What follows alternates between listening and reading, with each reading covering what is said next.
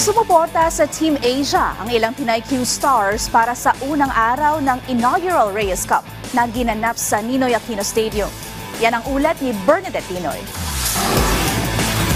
Sa makasaysayang pagsisimula ng inaugural Reyes Cup na ginanap kagabi sa Ninoy Aquino Stadium, ilang Pinay billiard star ang nagbigay ng suporta sa Team Asia kung saan kinabibilangan ng koponan ng ilang pambato ng bansa na sina Johan Chua, Carlo Biado at billiard legend Efren Bata Reyes. Sobrang excited po kasi first time nagkaroon ng Team Asia. Dati po kasi Europe versus US eh.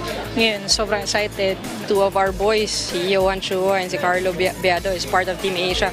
So really rooting. Kaya alam ko nang mapapaos talaga ako after nitong 4 na araw ng Reyes Cup. Malaking bagay po talaga yung support din talaga ng mga Filipinos sa amin mga players. Cheska Centeno, the current World 10 Ball champion. Si Jeffrey Ignacio sa Japan Open. And many more Filipinos have really brought honor to the country.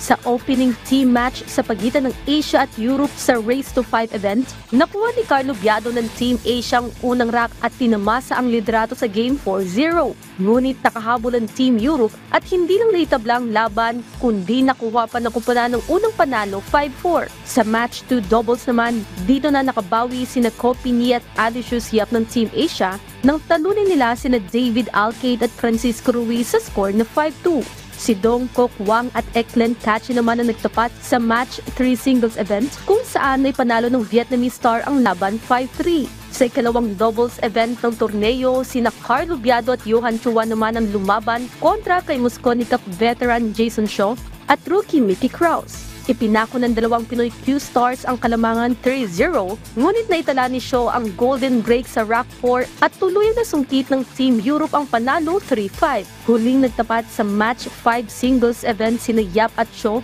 at naging dikit ang bakbakan ng dalawang veterano, ngunit sa huli, binitbit ni Yap ang panalo sa score na 5-4. Dahil dito, Team Asia ang nakasungkit ng panalo sa Day 1 mula sa 5 matches na may final score na 3-2.